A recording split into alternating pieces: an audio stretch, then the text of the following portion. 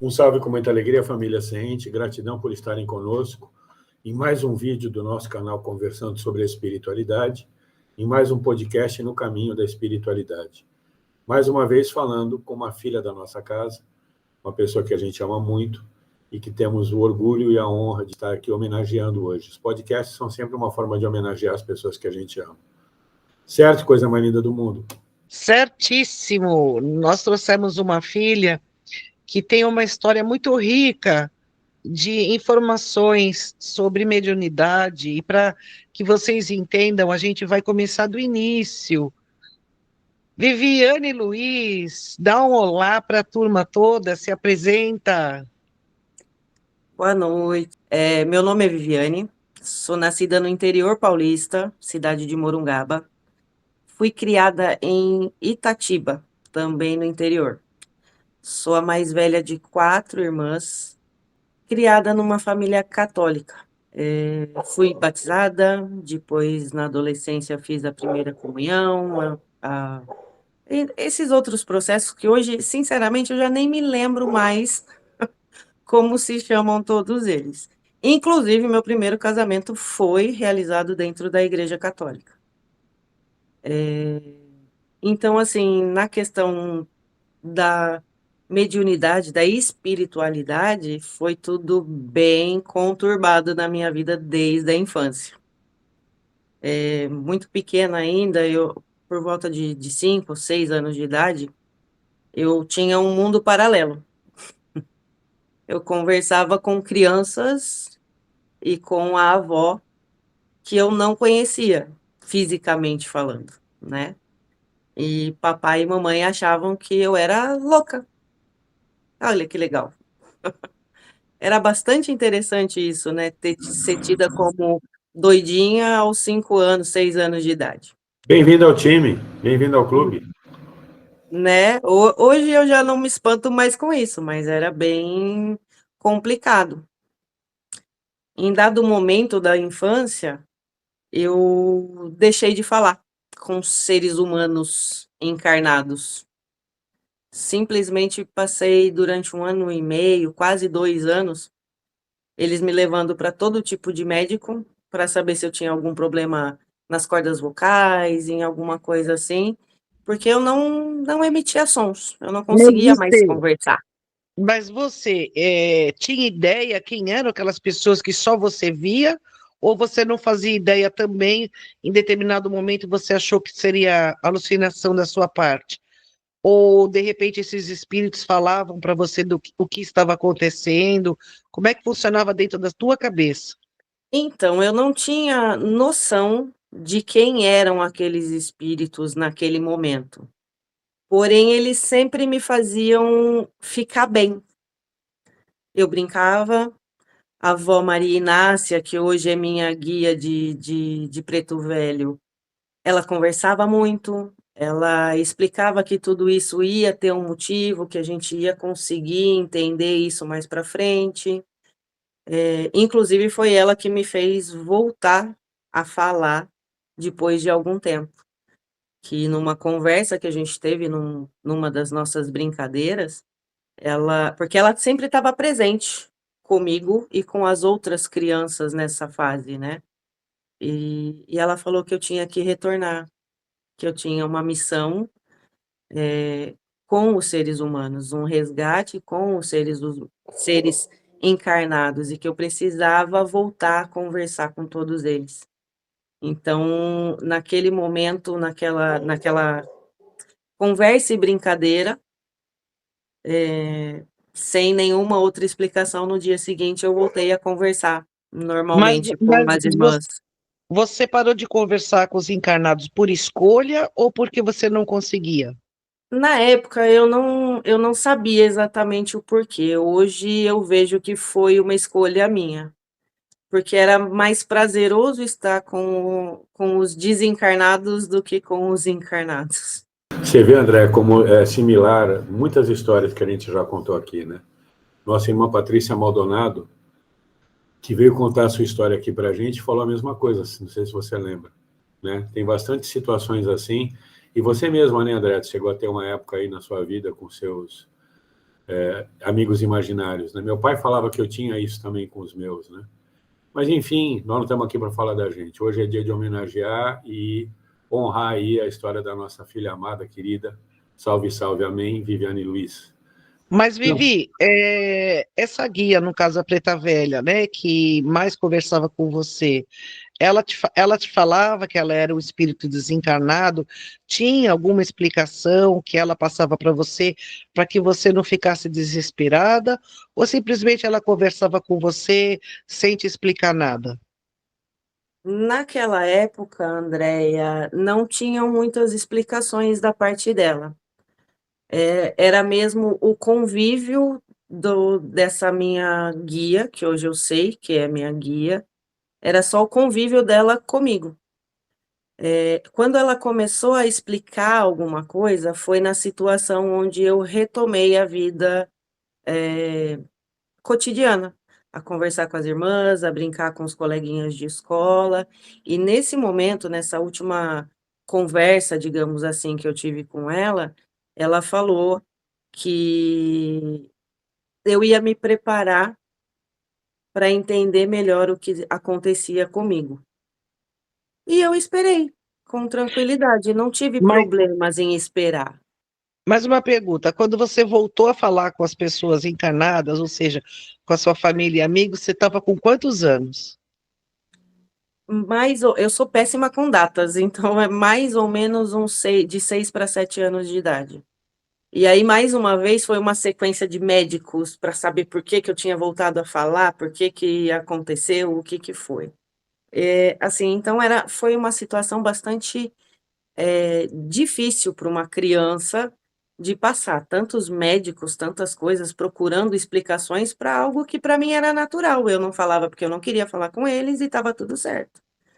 É complicado explicar isso para as pessoas, tanto que por muitos anos eu nunca falei sobre isso, né? Porque iam falar que eu sou louca, como já falavam lá atrás, então eu não tinha muita vontade de falar sobre esse assunto, Ainda bem que você é uma louca que nem nós somos também. Mas né? voltando, mas voltando ao tema, né, ou ao caminho da espiritualidade, 6 a 7 anos você volta, digamos assim, para a vida mundana, lembrando a todos que a palavra mundana é simplesmente a vida do mundo, né? E aí, beleza, sua vida transcorreu e você continuou tocando a sua vida, tal. E aí, como é que foi? Estudos, escolha de profissão, aquele negócio lá, aquela fase que é super legal, né, da nossa vida, que é a adolescência. Explica aí para nós, conta aí um pouquinho para a gente dessa tua história. Tá bem interessante, como eu já sabia que ia ser. Eu não fui uma adolescente muito tranquila, não. Eu era arteira, eu era bagunceira, dava trabalho mesmo, não nego nada disso. Mas fiz tudo o que papai e mamãe pediam. Fiz a primeira comunhão, depois uma outra coisa lá que eles fazem na Igreja Católica, que como eu disse, eu nem me recordo mais o nome da situação, mas fiz também. Só que todas as noites eu fazia os meus desdobramentos. Eu tinha as minhas intuições, eu via as coisas que iam acontecendo, antes das pessoas, né? Quando meu avô faleceu, meu avô Pedro faleceu, eu já tinha falado 2 dias antes que ele ia desencarnar, e tudo isso assustava tanto as pessoas ao meu redor quanto a mim mesma, porque não eram visões agradáveis, né, para uma adolescente.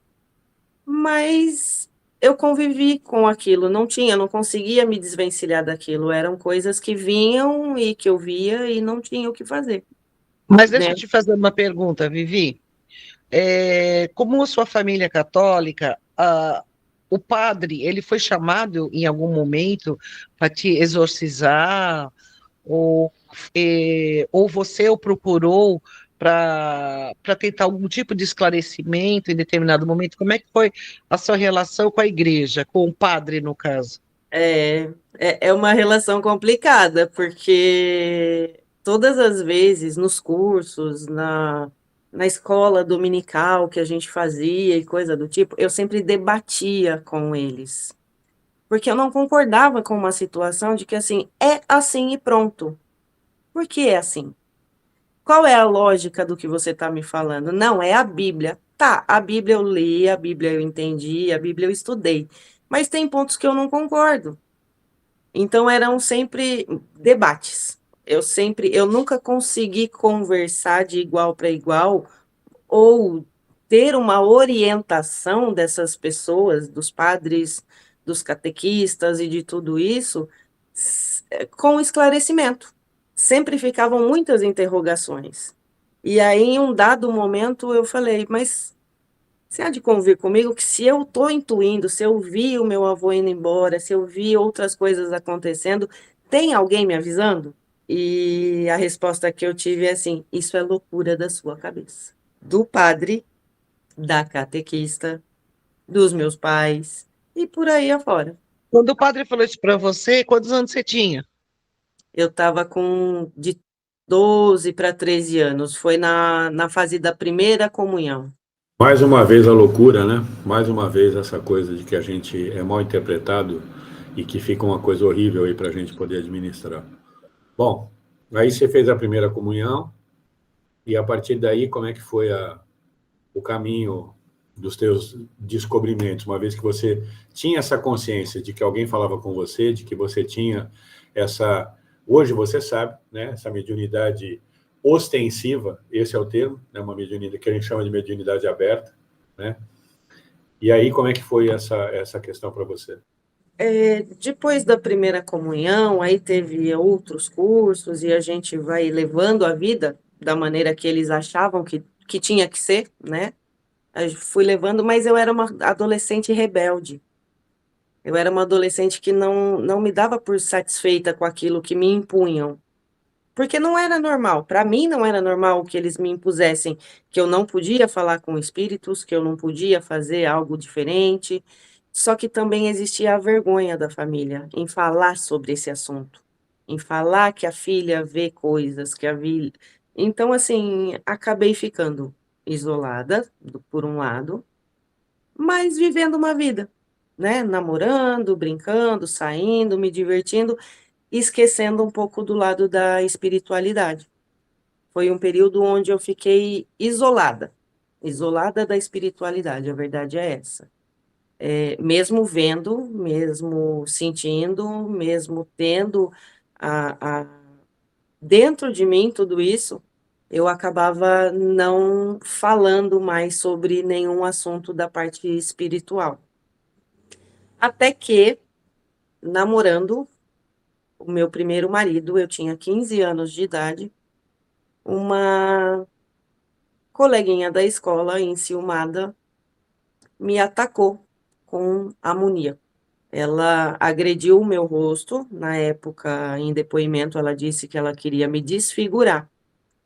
Só que o amoníaco, ele agride áreas úmidas e afetou bastante meus olhos, meu nariz, as narinas e a boca. Eu fiquei por um longo tempo, um longo período de tempo, sem enxergar absolutamente nada, nada. E aí foi onde a espiritualidade novamente chegou próximo da Viviane. Nesse momento assim que você estava cega, eu sei que muitos cegos enxergam espíritos, porque você enxerga com os olhos do teu espírito, né? Você continuava enxergando os espíritos ou você ficou cega também da parte mediúnica? Como é que ficou isso na sua cabeça? No primeiro momento, Andréia, eu não conseguia ligar o que estava acontecendo com, né, a mediunidade em si, porque o desespero de ter perdido a visão foi muito grande.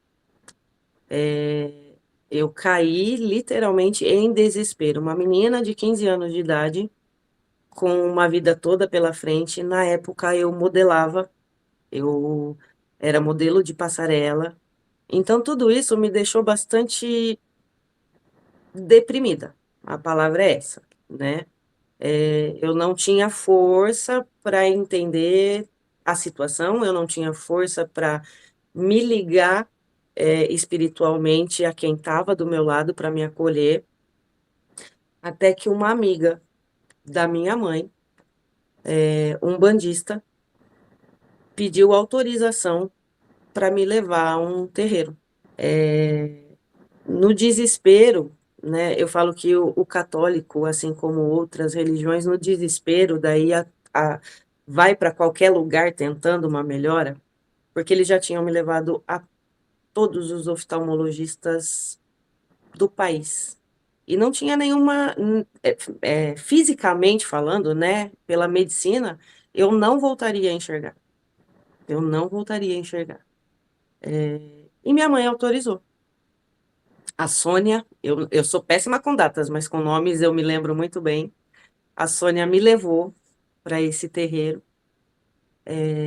onde eu fui atendida por um guia sem muito. Nesse momento, a minha espiritualidade ainda muito apagada, devido ao problema transcorrido, né, do acidente. Eu fiquei bastante sem conseguir fazer algo. Então, eu fui por ir. Nesse momento, eu não acreditei que eu pudesse ter uma melhora. Mesmo assim, eu fui. Chegando nesse terreiro, o primeiro passe que eu tomei, eu comecei a sentir toda aquela energia que eu sentia antes. Eu comecei a sentir a presença da avó, eu não a via. Então, assim, a visão dos olhos fechou, também a visão dos meus guias, porque eu não conseguia ver ela, mas eu sentia o cheiro dela.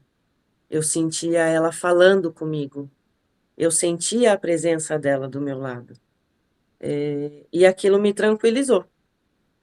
Passei pela primeira consulta com um chefe da casa naquela época, né, um chefe não, um mentor da casa, né. Passei com o mentor da casa, onde ele me explicou que não era kármico, o que tinha ocorrido comigo foi simplesmente um acidente de percurso, escolhas da vida, escolhas erradas dessa vida, e que eles poderiam me ajudar, se eu quisesse, até porque ele conseguia ver alguns guias meus ali, e que seria mais fácil. Naquele momento, eu não falei nem que sim, nem que não, eu dependia da autorização de pai, de mãe, eu estava com uma amiga, né, amiga da minha mãe, e fomos para casa. Chegando lá, eu não consegui conversar com a minha mãe sobre o que tinha acontecido no terreiro, porque mais uma vez eu ia ter que falar que eu sentia a presença da avó, que eu senti outras coisas que, eles julgam loucura, e eu fiquei quietinha no meu canto. Deixei que a Sônia explicasse para ela o que os guias tinham pedido. E ela autorizou que eu fizesse a cirurgia espiritual que foi pedida. Fiz o preceito, fiz tudo da maneira que eles colocaram, pediram, tudo certinho. E na data marcada, fui para a cirurgia espiritual. Uma cirurgia de materialização, onde a gente já teve uma aula de materialização e eu fiquei só escutando, porque assim, a dúvida das pessoas eu vivenciei, então para mim não tinha dúvida, né? Mas foi bem bacana. E quando eu saí da cirurgia espiritual, Mas explica melhor aqui para o pessoal. Você não estava vendo, mas o espírito, você ficou sabendo que o espírito que te operou, ele se materializou, é, ou seja, na ele se tornou verdade, visível para todos. Como é que foi isso? na verdade, assim, eu não enxergava devido à situação e à complexidade do acidente, mas naquele momento onde eu fiz os preceitos para a cirurgia espiritual, onde eu fiz todo uma ligação direta, porque aí eu já estava sentindo novamente a presença da avó Maria Inácia do meu lado, e tudo isso acabou fazendo com que eu conseguisse sentir a presença e ver os espíritos ali do meu lado. Na cirurgia, em específico, eu estava deitada num leito, sem enxergar fisicamente nada, o médium deitado também numa outra maca, digamos assim, e através desse médium, um espírito se materializou, onde aí eu não estava vendo, porque teoricamente eles tinham me sedado para poder fazer a cirurgia, e só que as pessoas que estavam em volta, inclusive a Sônia, e nesse momento, nesse dia, minha mãe também esteve presente, a cirurgia foi feita e todo mundo Mas peraí, viu. a sua mãe viu o espírito materializado? E hoje ela Sim. acredita? Sim, hoje ela é uma das minhas incentivadoras a buscar a minha espiritualidade. Hoje ela está muito presente comigo em tudo isso. Que bom, que bom. Uma hora as coisas se esclarecem. Para todos, né? Pois é. Inclusive para mim, porque mesmo assim demorei muito tempo.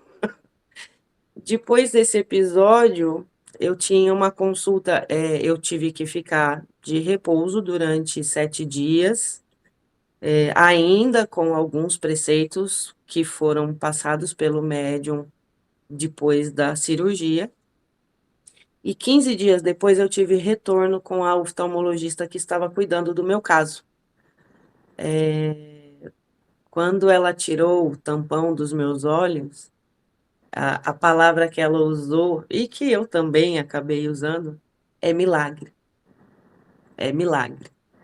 Porque foi automático. Ela tirou o tampão, tirou as pomadas, as coisas que tinham nos meus olhos, e é claro que eu não estava enxergando 100% ainda, mas eu já comecei a seguir as luzes com os olhos, já comecei a ver vultos. Então, tudo isso fez com que a minha mediunidade voltasse, Mas digamos assim. Ela ficou adormecida durante alguns anos, mas ela voltou nesse período. nesse momento que você tirou o tampão, que depois da cirurgia espiritual, que a médica falou que aconteceu um milagre, você estava com quantos anos? Aí eu estava com 16 anos. 16 anos. Foi 1 ano e meio na escuridão. 1 ano e meio aprendendo a andar no escuro, aprendendo a comer no escuro, aprendendo na verdade, aceitando que eu não ia mais enxergar. Esse foi o meu período, 1 ano e meio tentando me moldar à situação de deficiente visual. Porque era isso que todos os médicos falavam, né? Até que a Sônia me colocou diante de um médium num terreiro de Umbanda. Esse testemunho ele é para lá de maravilhoso, porque é uma pessoa que é muito próxima a gente, que já nos contou essa história, a gente ficou bem emocionado quando ouviu.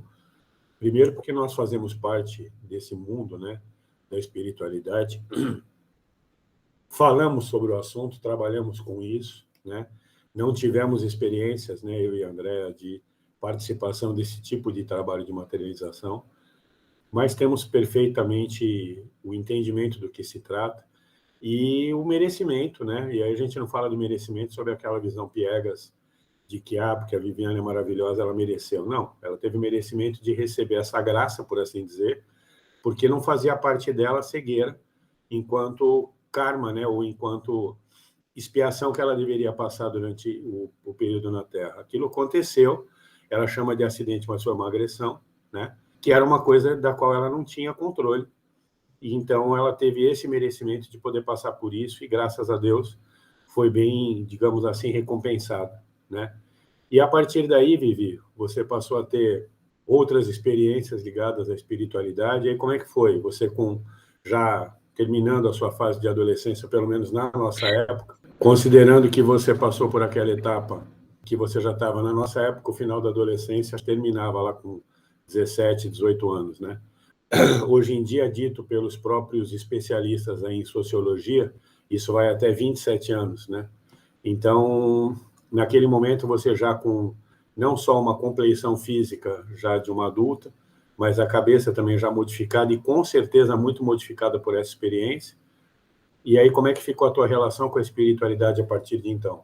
Antes de você responder essa pergunta, eu queria saber se a sua mãe, por ter participado e ter visto o espírito materializado, né? Que para quem não sabe, o espírito materializado fica visível para todas as pessoas, como se fosse uma pessoa encarnada, né? Ele se materializa com o ectoplasma e essa energia do ectoplasma doado pelo médium ou pelos médiums faz com que ele se torne visível.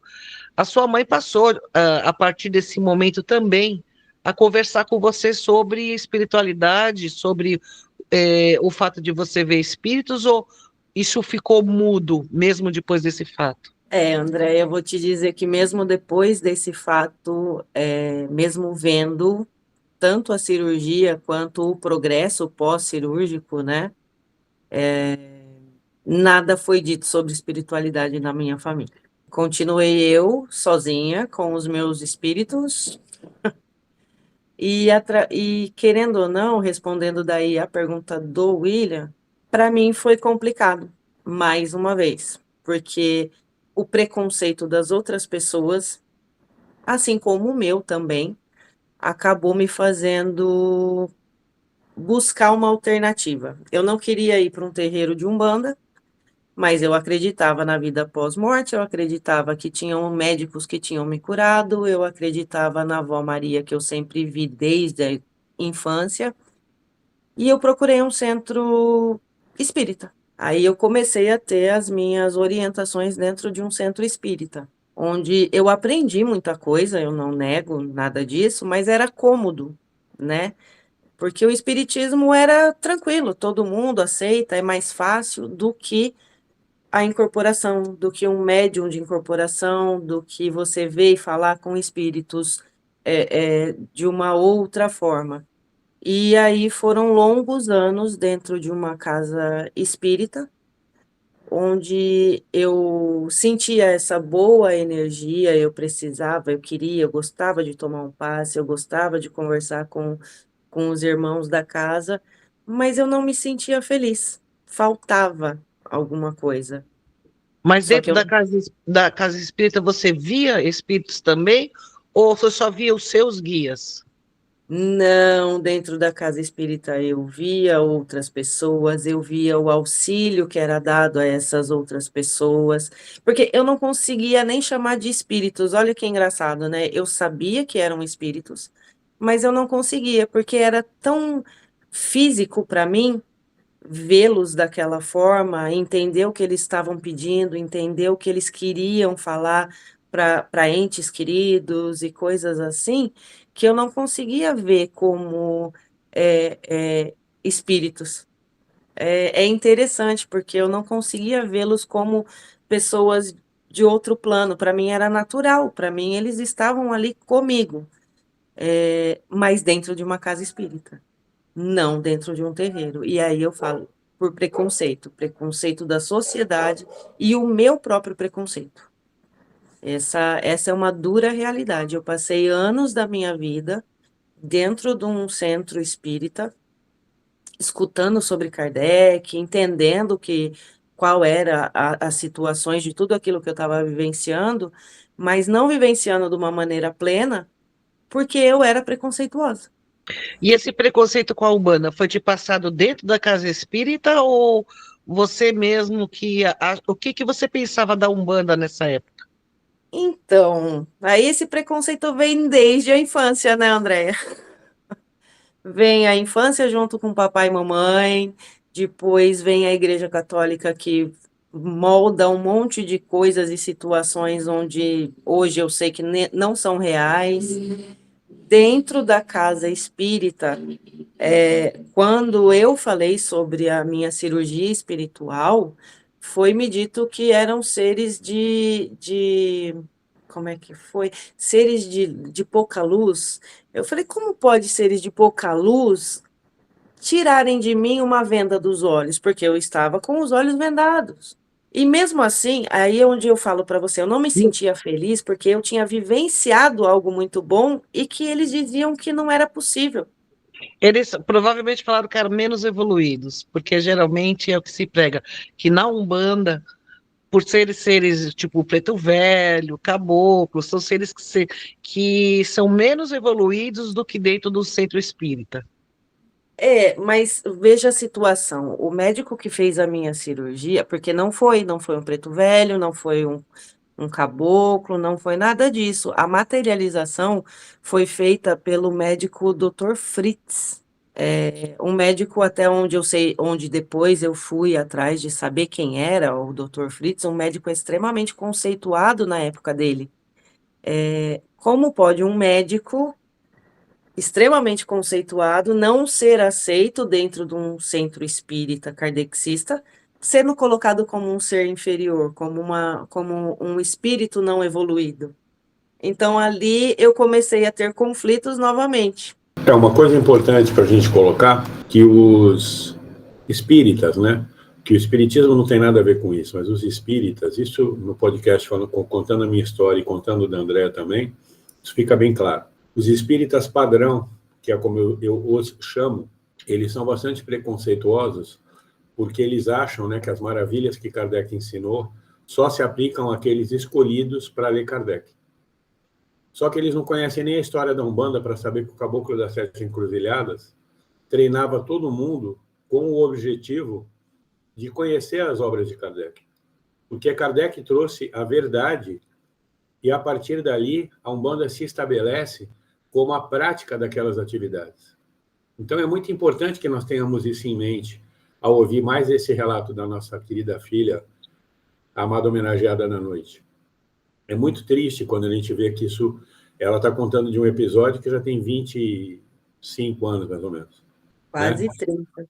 30. Então, assim, é a mesma época que a gente viveu também essas situações nas nossas vidas, André, eu e você, e que a gente vivencia isso até hoje, porque as pessoas continuam pensando as mesmas coisas. É triste, mas é uma realidade. E é importante que o nosso canal, como outros tantos, venha desmistificar várias dessas questões para que fique mais claro para todo mundo que as coisas não se aplicam dessa forma. Bom, paralelo a essa sua vivência na casa espírita, pelo que você já deixou, também contou para nós, você casou, teve a sua filha, e aí como é que foi essa relação, essa nova relação familiar que se formou em relação à espiritualidade? Como é que foi essa questão aí? Ai, mais uma vez foi bastante conturbado, né? Eu me casei aos 18 anos de idade. Eu acho que hoje eu entendo que foi muito mais para fugir da minha família do que por amor, por querer formar uma família nova.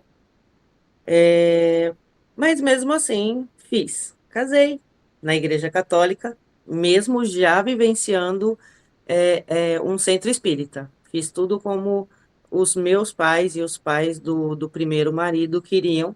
Um ano depois eu engravidei, tive a Vitória. E um ano depois do nascimento da Vitória, eu me divorciei. Por uma situação de quase agressão física, mas na verdade foi uma agressão, a princípio, uma agressão verbal. Eu peguei a Vitória, saí de dentro de casa, fui a uma delegacia, dei parte do meu primeiro marido e fui viver a minha vida junto com a minha filha. Nesse momento eu tive o apoio dos meus pais, né, tanto do meu pai quanto da minha mãe, e passei a ensinar a Vitória de maneira diferente daquilo que haviam me ensinado. Ela foi batizada também na Igreja Católica, devido às duas famílias, porém eu sempre tentei deixar claro para ela que religião e espiritualidade são duas coisas diferentes, que ela precisava encontrar o caminho dela, fosse qual fosse. Ela não precisava ser católica, ela não precisava ser evangélica, ela não precisava ser espírita. Na época eu não falava de Umbanda, tá? Eu ainda tinha preconceito, mas que ela tinha que achar uma maneira de buscar Deus. E com isso, a minha convivência com a Vitória sempre foi de uma proximidade muito grande. a gente, nós fomos e somos muito amigas. E aí o Oscar, meu atual marido, apareceu nas nossas vidas. A Vitória tinha só 5 anos de idade. E assim como eu, ela também tem uma vidência muito bonita, mas ela também não aceita, e isso ela não aceita até hoje. Como a gente aprende com o nosso mentor espiritual aqui da casa, né? Tudo a seu tempo, Viviane. Sim, Tudo a sim, seu tempo. eu tenho essa tranquilidade na minha mente, né? Que uma hora ela vai se abrir e vai entender. Quando eu conheci o Oscar e a gente começou a namorar, a princípio eu não o apresentei como um namorado, porque ela era muito pequena, ele também tinha um filho, também bastante pequeno, e para preservar as crianças, a gente estava namorando, mas era o amigo da mamãe, a amiga do papai, e estava tudo certo. Em dado momento, a gente resolveu que a nossa relação tinha que ficar mais séria, que a gente iria ter uma vida em comum, e eu tive que conversar com a minha filha, né, 5 anos de idade, como é que você simplesmente: "Ó, vou pegar suas coisinhas e vamos morar com um amigo da mamãe", não dá. Nessa conversa foi tudo, muito bacana, porque, assim, a gente tinha essa afinidade, né, de conversar tudo muito abertamente, e a Vitória falou assim pra mim: "Mamãe, você acha que eu não sei que o tio Oscar é seu namorado?" Aí eu falei assim: "Tá, se você já sabe que o tio Oscar é meu namorado, o que que você acha da mamãe casar com o tio Oscar?" Ela com 5 anos de idade: "Mãe, se você gosta do tio e o tio gosta de você, vai morar com ele." Sensacional, né? Sensacional. Nossa Senhora. E nisso a gente já tá junto há mais de 22 anos. E como você mencionou o tio Oscar, que aliás é outro filho querido da nossa casa, que a gente estima e ama muito. Espero que ele assista esse podcast, né? E que ele ouça essa declaração de amor que eu estou dando para ele.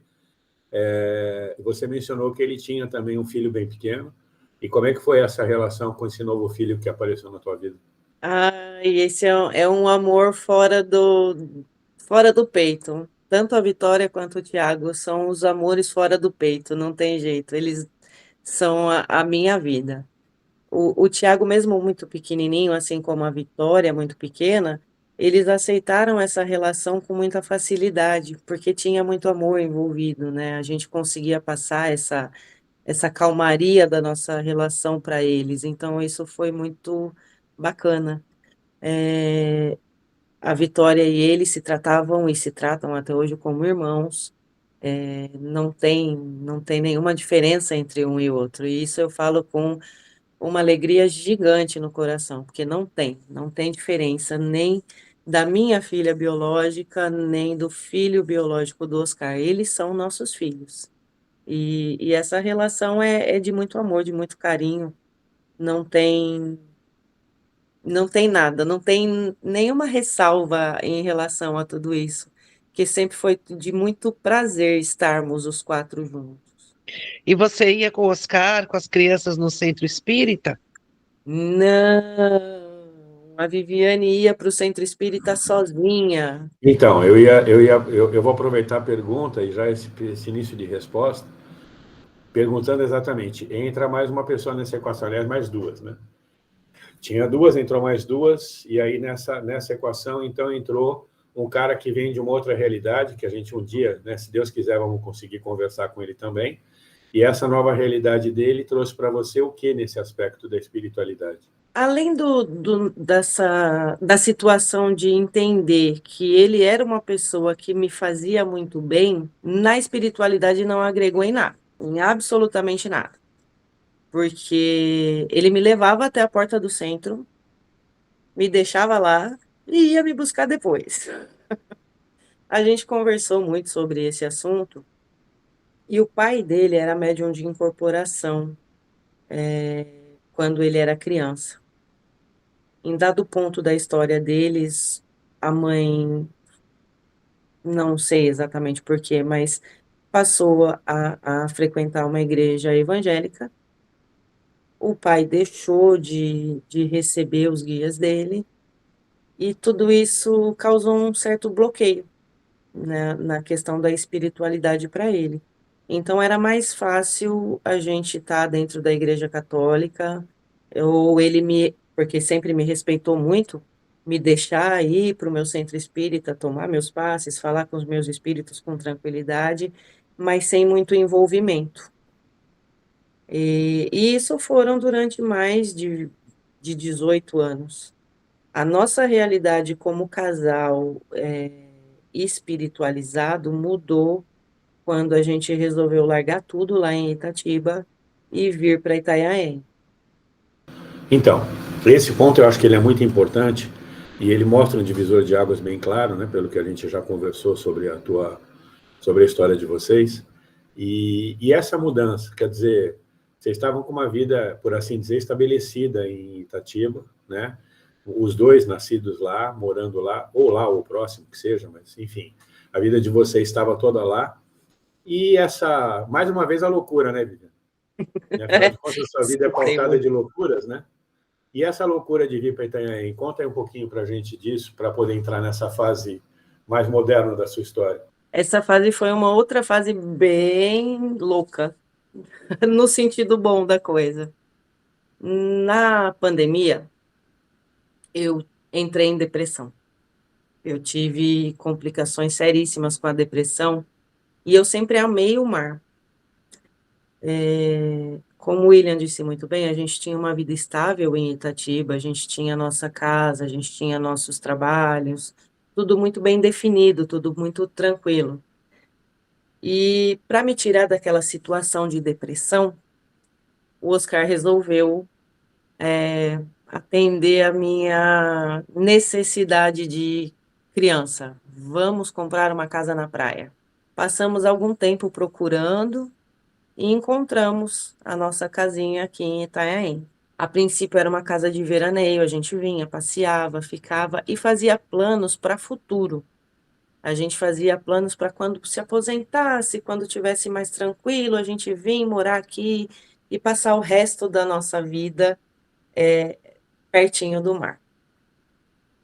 Isso foram quase 2 anos, até que ele começou a sentir que não ia ser bacana a gente esperar o fim da vida para vir para cá.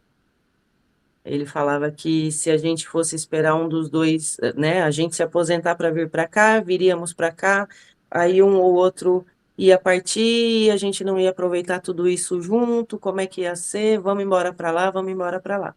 A princípio, minha preocupação era o que vamos fazer lá. Não tinha nenhuma ligação, quer dizer, não tinha, é a gente que não sabia, mas não tinha nenhuma ligação com a espiritualidade, e a gente simplesmente, bora, vamos viver outra vida, as crianças estão criadas, estão educados, cada um vivendo sua vida, fizemos tudo aquilo que era possível, e vamos viver a nossa.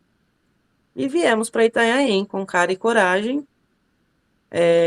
Aqui a gente estabeleceu um comércio onde no início era só porções, lanches e pastéis, que a gente começou aqui no dia 15 de dezembro de 2022. E temporada, pós-pandemia, muita gente passeando, então foi fácil ganhar o nosso sustento com lanches e porções, né? Foi tranquilo. Só que o verão acabou. E aí? Não tinha um gato na rua. A lanchonete não entrava mais ninguém. Falei, a gente não pode, eu não quero voltar para Itatiba. Aqui eu me sinto bem, aqui eu tenho mar, aqui quando eu estou estressada eu vou aqui, vou ali. Falei, poxa, a gente precisa se alimentar, minha comida não é assim tão ruim, vamos tentar. E hoje a gente está há 3 anos no ramo de comida, trabalhando muito bem aqui. Diga-se de passagem, neste ponto do vídeo, estou colocando aqui, desse lado, uma foto do logo e aqui na descrição a forma de vocês que estão aqui no Litoral Sul, Peruíbe, Itanhaém, Mongaguá, até na Praia Grande, para conhecer o restaurante dessa coisa mais linda do mundo, 4. Afinal de contas, eu tenho várias, né? Tenho a Andréa, tenho a Vânia, tenho a minha mãe e tenho ela. Né? que cozinha linda e maravilhosamente, a comida dela é espetacular, a gente adora ir lá, né? Sair daqui de Peruíbe até Itanhaém, que é longe pra caramba, a gente tem que pega 5, 6 condução para poder chegar lá, gente, é bem longe, estou brincando, né? Para poder experimentar a comida dessa coisa mais linda do mundo 4 aqui, que a gente adora de paixão. Então, eu estou pondo aqui para que vocês possam conhecer esse lugar que, além de tudo, tem um aconchego maravilhoso, fora esse sorriso que ela dá, que é muito lindo. Né? O William me deixando constrangida. Você me chama de pai, não é por acaso, né? O pai, às vezes, faz isso com a gente, né? Mas assim, partindo daí, até aí você, nem em Itanhaém você procurou centro espírita, nada. Por Então, que você aceitou o convite? Porque já era filho da casa, né? Uma pessoa que vocês conheceram. Por que você aceitou o convite de conhecer o CENTE? na verdade, Andréia, antes de conhecer o CENTE, no início de mexer com a comida, eu fui pega por inúmeras vezes por obsessores. E aí eu fui procurar um centro espírita aqui em Itanhaém, conheci um, conheci outro.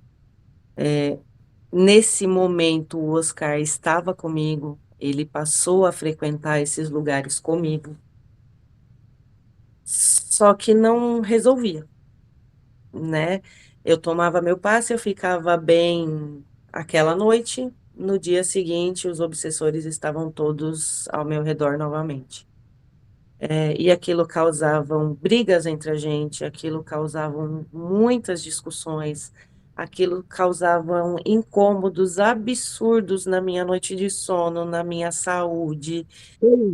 Foi Vivi, terrível. eu te compreendo tanto, minha amiga. Foi terrível. E nesse ponto, mais dois filhos da casa, Rita e César, nos apresentaram um benzedor católico, porém com um preto velho incrível do lado dele. E ali a gente começou a frequentar com mais assiduidade. Toda semana a gente estava lá com ele. A gente criou um vínculo de amizade com eu e o Oscar, tá? Criamos um vínculo de amizade com esse benzedor, seu Tarcísio, que é um fofo. A gente ama muito ele, porque foi ele que foi mostrando pra gente as nossas situações. E um dado dia, numa consulta, né, num benzimento com ele, ele me falou assim: Fia, você tá preparada para ver seu branquinho com um beiço para baixo, um cachimbo do lado? Eu olhei, eu fiquei sem entender, porque até então eu via, eu sabia, eu entendia um pouco mais. Mas vindo do Oscar, não imaginava. O teu branquinho tem um preto velho lindão aí do lado dele. E aí ali a gente caiu na risada, porque o Oscar nunca falou para esse benzedor que o pai dele já tinha sido médium de incorporação e coisas nesse sentido, né? E aí, hoje eu sei que eu sou filha de Iemanjá, mas o seu Tarcísio também foi uma das primeiras pessoas a me falar. Você tem Iemanjá na sua coroa.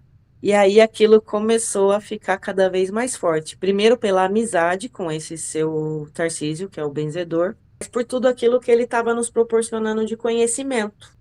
Foi muito gostoso, prazeroso. Só que ao mesmo tempo, os obsessores continuavam em cima de mim. E a gente falou: não, não tá dando, só ele não tá dando conta, a gente precisa de algo mais forte. Foi onde eu falei para o Oscar: eu preciso de um terreiro de Umbanda.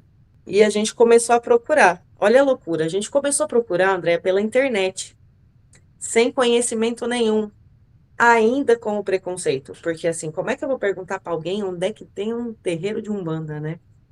E a gente começou olhando, fuçando, vendo comentários e coisas desse tipo. Um dado dia, a Rita e o César, detalhe, está fazendo um ano. Essa semana, César fez aniversário essa semana e foi por perto do aniversário dele que a gente foi pela primeira vez num terreiro de Umbanda aí em Peruíbe. E quando a gente chegou nesse terreiro, a princípio, nenhuma novidade, estava tudo muito tranquilo, muito calmo. Mas quando começou a gira, eu olhei para o Oscar, para Rita, César, entre outras pessoas que estavam com a gente, eu falei, a partir de agora eu tenho um compromisso, porque os meus guias me levaram até ali e eles queriam algo. Só que olha a coisa estranha, né? Eu passei mais de 9 meses nesse terreiro e nada nunca aconteceu de na parte espiritual, na parte mediúnica. Melhorou muito a questão dos obsessores, melhorou bastante, mas ainda assim acontecia. Um filho dessa casa que estava já no CENTE, foi filho dessa casa, já estava no CENTE, e ele presta serviço para a gente, o Alexandre.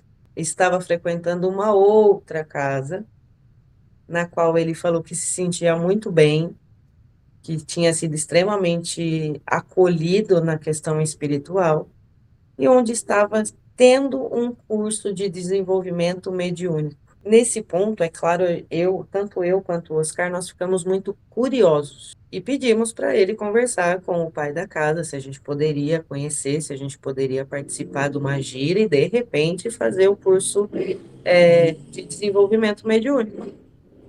E foi assim que eu cheguei no CENTE pela primeira vez. Ainda na casa de vocês, ainda sem saber exatamente o que ia acontecer a partir dali, mas que foi uma conexão incrível de primeiro encontro. Primeiro encontro aqui, né? Nesse plano. Mas, e dali a gente não conseguiu mais estar longe do CENTE e das pessoas e dos espíritos que estão ali. E a gente só foi agregando mais a nossa turma gigantesca. Quando essa pessoa veio falar com o pai da casa, pelo que eu fiquei sabendo, o pai da casa foi bem reticente, e ele disse que de jeito nenhum vocês podiam vir, né? E que de forma alguma vocês podiam participar desse curso de desenvolvimento mediúnico. Mas ainda assim vocês insistiram, não foi bem assim? Acho que foi mais ou menos isso, não foi? Olha, na verdade, que eu me lembre foi bem diferente de tudo isso. Não, pode chegar, pode vir, vamos conhecer. E nesse nosso primeiro encontro, se eu não me engano, era uma gira de Herê, mas a gente chegou bem antes, né, do horário da gira para a gente poder conversar com o meu pai, o William, agora, com a mãe, a Andréia. E depois a gente veio a conhecer a nossa Vânia também. Mas eu já tinha, né, diante do que esse nosso colega nos passou, eu já tinha visto alguns vídeos de vocês no YouTube, já tinha dado uma sapiada antes de ir até aí, né? Porque eu não sabia o que eu ia encontrar, então eu fui procurar, né? Mesmo assim, cheguei aí bem acanhada, bem receosa do que pudesse acontecer.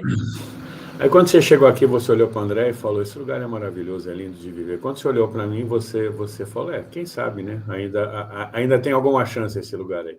Não, na verdade, quando eu entrei aí a primeira vez e a gente começou a conversar, muito antes de falar efetivamente das coisas que aconteciam com a gente, de ter só o primeiro abraço de vocês já fez com que a gente quisesse estar juntos. É bacana falar isso, porque assim, a gente não precisou falar de espiritualidade antes, né? Foi um abrir de portão, foi um abraço, um sejam bem-vindos, que já fez uma grande diferença, porque esse acolhimento num momento onde a gente viveu durante muitos anos com preconceito em relação a um centro de Umbanda, a um terreiro de Umbanda, foi tudo tão prazeroso que depois a conversa em si sobre a espiritualidade, ela simplesmente fluiu, né? Não foi algo que eu cheguei sim com receio na casa, mas esse receio foi desfeito no primeiro momento, num primeiro olhar. E isso que é muito bacana. Uma coisa que eu acho que vale a gente dizer, né, quando a gente se conheceu, e aí sim, né, toda essa brincadeira que eu fiz aqui foi para provocar uma situação mais leve, né, na nossa conversa, mas no momento que nós olhamos para você e para o Oscar, né, e aí a André está aqui, que não vai me deixar mentir sozinho, pelo menos eu espero que ela não me deixe mentir sozinho, né. A gente sentiu em vocês uma familiaridade enorme, foi uma coisa assim de reencontro mesmo, né, foi uma situação de paz, e me lembro, ao final do trabalho, né, quando você disse para mim que o seu Antônio de Padua Neves, né, o nosso mentor espiritual, ao conversar com vocês, disse que, se você quisesse, você estava voltando para a tua casa, e que você estava... Filho de Oxum não é fácil, tá, gente? Eu acho que vocês já viram, né, várias vezes que eu me emociono em vídeos e tudo mais, mas que você estava chegando em casa de novo e que estivesse à vontade, porque aqui você ia ter realmente condições de desenvolver aquilo que você não conseguiu durante vários anos da sua vida. E agora, ouvindo a sua história, né, e a gente tendo a oportunidade de compartilhar com você dessa história, eu quero dizer que, para mim, né, foi muito importante aquele dia, e a partir dali, todos os momentos que a gente teve a oportunidade de estar junto, graças a Deus não foram poucos, não são poucos. A gente trabalha muito junto, a gente tem uma proximidade muito grande, e, poxa, é isso que faz valer a pena o que a gente faz, né? O que eu sempre falo, o pagamento do nosso trabalho aqui é ver o sorriso que a gente está vendo no seu rosto agora, e que a gente vê no rosto do Oscar, é ver a felicidade que vocês têm de estar conosco, né? E a gente tem também de estar com vocês. Né, André? Fala um pouco aí, deixa eu chorar um pouquinho aqui, senão eu vou prejudicar o vídeo. É difícil, assim, eu falar também, porque, assim, a identificação, ela foi, assim, imediata. E eu lembro que foi uma gira de herê, que logo na primeira gira você incorporou a sua heresia e ficou inconsciente. E quando voltou, você estava apavorada. Você ficou completamente perdida, morrendo de medo. E a gente procurou te acalmar, dizer que isso daí seria só uma situação que você está vivendo com essa guia, que necessariamente não é assim, não foi, Vivi? Conta um pouquinho da tua experiência, que você acha que nunca tinha passado por isso, né, de ter perdido a consciência numa incorporação. Na verdade, não. Eu nunca tinha passado nem pela incorporação de forma alguma, né, Andréia? Eu via, eu sentia, eu conversava com todos os guias ou todos os espíritos que se achegavam a mim, mas eu nunca tinha tido uma experiência de incorporação. E assim, me emociona bastante também, porque, querendo ou não, quando na conversa com o Antônio ele me falou: você está voltando para casa, foi realmente esse o sentimento que eu tive, né? Mesmo que a incorporação não tivesse acontecido, mesmo que não tivesse acontecido nada do que aconteceu naquela gira, eu acho que, de alguma forma, eu ia continuar indo até vocês, porque foi realmente um reencontro, né? Foi realmente um reencontro. Mas naquele dia, realmente, a gente começou com a gira de herê. A princípio, foi tentado, né, que viesse alguns... Nada, nem ninguém apareceu no xirê, estava tudo de boa, tudo tranquilo. Eu estava sentindo todos eles, mas não estava conectada para incorporação, né? É um fato, não estava nem preparada e acho que nem disposta naquele momento, a verdade é essa. Porém, quando começou a gira de herê e a Amanda veio e me deixou inconsciente totalmente, que eu não me lembro de nada do que aconteceu naqueles momentos da incorporação, eu só me lembro que depois ela me falava assim: eu fiz isso porque você precisava acreditar.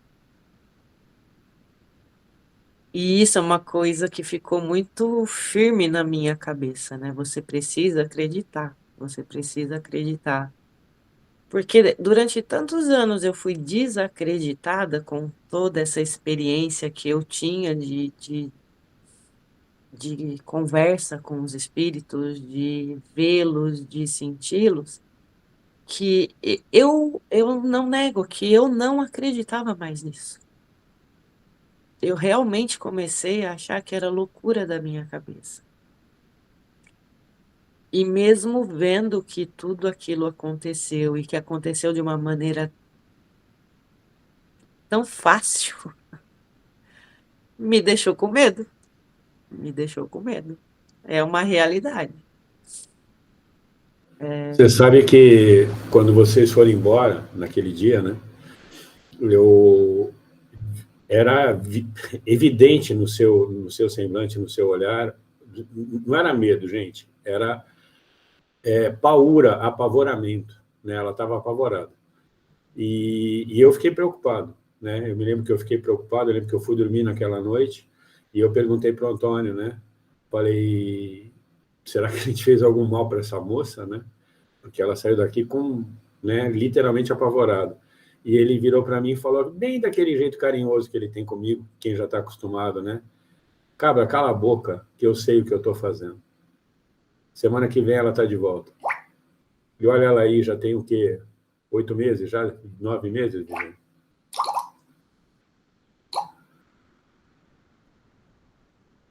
3 meses? Rapaz, a cara da Andréia. 3 meses. Parece que faz muito tempo, mas só fazem 3 meses. A sensação é estranha, Vivi. E depois a gente teve contato mais pessoal, né, sem envolvimento mediúnico, e a gente descobriu que a gente já foi irmã, né, Pois e que é. você já foi irmã do William, então, assim, a gente pôde entender todo esse sentimento que a gente sente e não sabe de onde vem, foi muito legal. E uma coisa importante, né? Plano espiritual, principalmente o mais próximo da gente, aconteceu isso com ela, com a Amanda, como aconteceu comigo, com o próprio Antônio, que hoje eu sei que o nome dele é Antônio, né? Quando eu entrei para a Umbanda, há 30 anos atrás, absolutamente preconceituoso em relação à religião, indo lá para atender ao apelo, né, da minha primeira sogra, e que ele me apagou por completo. E se ele não fizesse aquilo comigo naquela época, eu não estaria aqui hoje conversando com todo mundo e fazendo o que eu faço. Porque... Gente, assista o podcast com o William Alevati, aqui dentro aqui do canal Conversando sobre Espiritualidade, você clica em playlist, você clica em podcast, lá você procura o podcast do William, que a história dele é lindíssima. Vocês vão entender como é que ele chegou aqui, nesse momento da vida, realizando esse trabalho maravilhoso desse grande professor, que ele é para todos nós. Nem tanto, mestre, nem tanto, nem tanto. Mas façam isso, vejam lá, mas eu só quero fazer um complemento, porque se ele não tivesse feito o que fez naquela época, eu não teria aceitado a Umbanda. Porque foi exatamente o que eu falei naquela oportunidade, né? Para quem já assistiu o podcast, quem não assistiu e quem quiser assistir de novo, como é que eu ia negar, já médium, né? E médium soberbo, arrogante, médium espírita, soberbo e arrogante que eu era 10 anos depois de ter conhecido o espiritismo, como é que eu ia negar que dentro de um terreiro de Umbanda aconteceu uma incorporação comigo que nunca tinha acontecido dentro de um centro espírita? Como é que eu ia negar isso? E a partir dali, todas as demais foram da mesma maneira, até que eu fincasse pé e falasse, não, eu vou ficar aqui, eu vou aprender esse troço, e eu vou seguir com a minha vida aqui, porque aqui é o meu lugar. Da mesma maneira, ou de uma maneira similar, né? A Amanda fez isso com a Viviane para que ela pudesse acreditar e saber que o caminho dela também era brilhante. Porque a partir dali, e quando ela voltou na semana seguinte, né, dando mais um voto de confiança para a gente, ela começou a desenvolver os seus demais guias, né? E me lembro muito bem a minha primeira conversa com o seu Exu, que é um papel que eu tenho que fazer, né, quando eu puxo as entidades das primeiras incorporações das pessoas, que ele falou bem claramente para mim, né, que eu perguntei, o senhor deseja alguma coisa? Ele falou, desejo saber se você é sério. Desejo saber se eu posso confiar em você. E eu disse para ele, estou à disposição, e o que o senhor precisar, eu estou aqui para lhe atender. E, recentemente, para ser bem exato, acho que na semana passada, quando ele veio, né, novamente, porque agora ele vem todos os xirês, eu falei, e agora, o senhor acha que eu sou sério? E ele disse para mim, agora eu não tenho mais dúvidas. Se ela está aqui é porque você é sério, sim. E a casa merece que a gente esteja aqui. Eu fiquei super feliz com aquela questão. Isso acontece, gente. Acontece porque os guias nos protegem. Eu estou falando do Exu, que é o guia de frente dela, que é o protetor dela, e que tinha essa obrigação com ela e com a gente, de saber se ela estava pisando em terreno fértil. E graças a Deus ela está, tanto que ela está aqui hoje, vencendo mais essa barreira, né, Viviane? Que você falou que você sempre foi avessa à câmera, né? E eu fiz esse convite para você contar a tua história, já tem algum... Eu ia falar que já tenho 6 meses, mas como você está com a gente só há 3, deve fazer umas 3 semanas, então. Não, na verdade esse convite veio logo no primeiro mês da nossa história juntos, né? Acho que na terceira ou na quarta semana você, até pela situação toda que eu vivenciei e que foi tudo muito rápido, né? Rápido não, tudo no tempo que tinha que acontecer, é que eu não estava nos lugares certos antes, né? Mas quando aconteceu, da forma que aconteceu, e a gente conversando um pouco sobre a minha história, você já me convidou para fazer o podcast, e eu me lembro de ter falado, quem sabe um dia, né? Eu não gosto de câmera, eu sou tenho bastante receio de rede social, mas assim como o meu Exu ficou tranquilo em conversar com vocês e estar com vocês, hoje eu me sinto à vontade para poder fazer tudo isso, para poder conversar com vocês sobre essa história de vida que até outro dia pouquíssimas pessoas sabiam, além das pessoas que vivenciaram tudo isso comigo, porque não adianta eu querer mais esconder o que eu sou. Eu fiz isso durante muitos anos. Eu escondi tudo isso, inclusive de mim mesma, por muitos anos, né? Eu tive esse preconceito bobo e não me deixei fazer o meu trabalho aqui por preconceito. Hoje eu vejo que eu estou do lado de pessoas sérias, porém maravilhosas, que me acolheram e fizeram com que os meus guias viessem e simplesmente fizessem o trabalho deles. Eu consigo deixar eles fazerem tudo isso, interferindo, sem interferir não, porque eu sou humana, mas interferindo o mínimo possível para que eles possam trabalhar como tem que ser. É gratificante. Vivi, que conversa maravilhosa, que história de vida riquíssima, que eu tenho certeza que muitos que estão assistindo esse podcast, gente, eu peço desculpa de estar aqui sentada no sofá, a tela do meu computador deu pau, então eu estou fazendo no celular. Que história riquíssima. E eu quero que você deixe um recado para as pessoas que vão assistir seu podcast. Que recado você daria para essas pessoas? Viviane.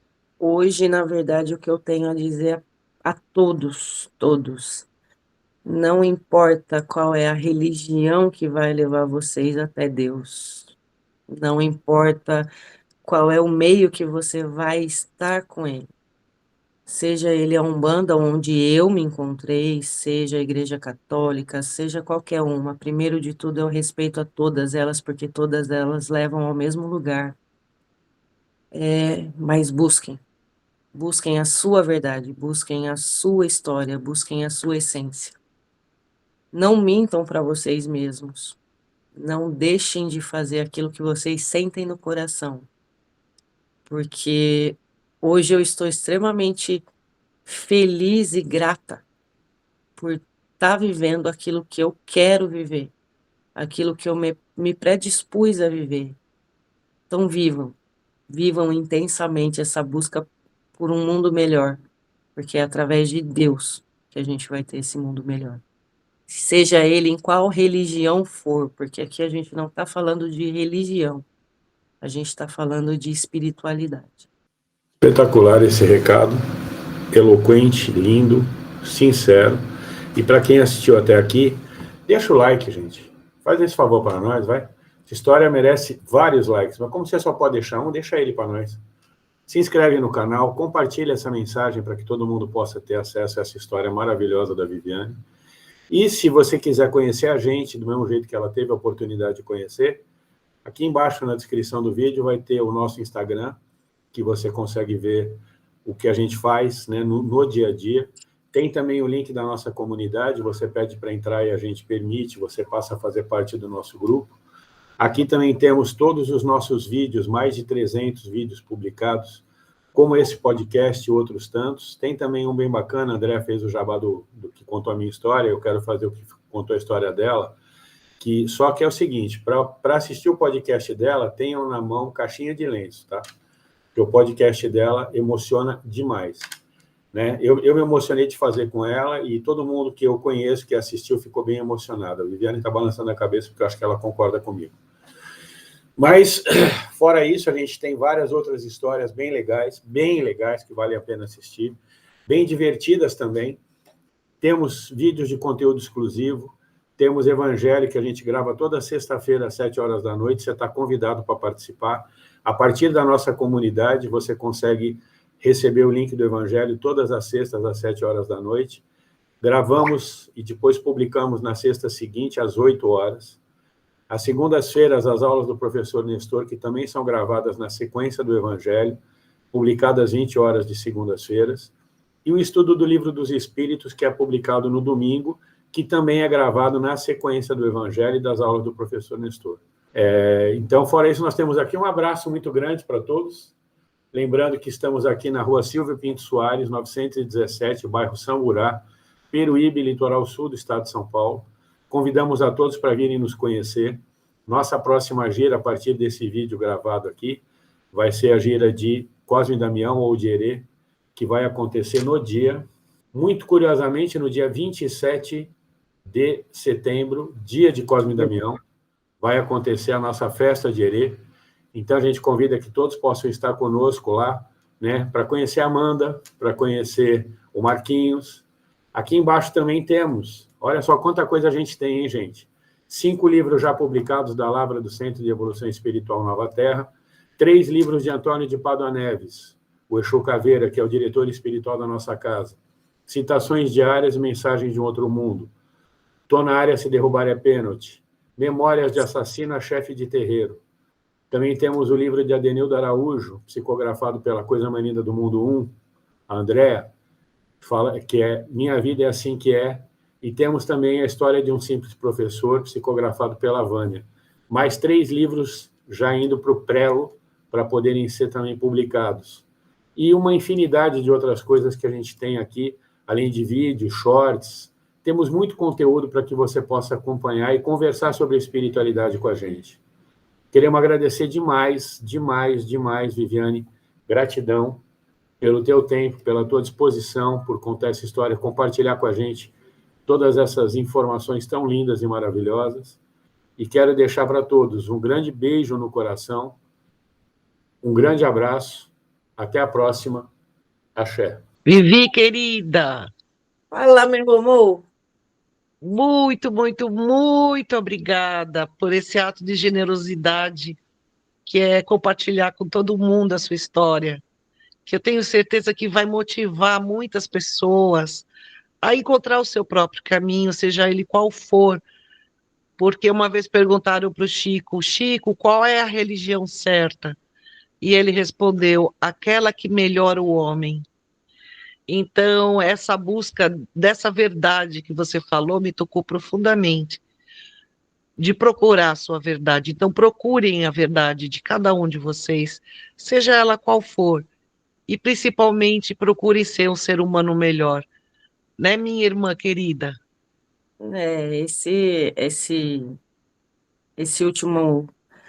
Essa última fala, na verdade, é exatamente como eu me sinto, né? Não tem, eu passei durante anos e anos e anos procurando alguma coisa que eu não sabia o que era, né, Andréia? E é só isso que eu desejo para todo mundo. Não importa, não importa mesmo. Eu sempre tive o meu preconceito com a Umbanda, mas não com as outras religiões. Eu sempre fui adepta de Deus, né? Então, assim, me encontrar na Umbanda só me fez ver o quanto tempo eu perdi da minha vida, né?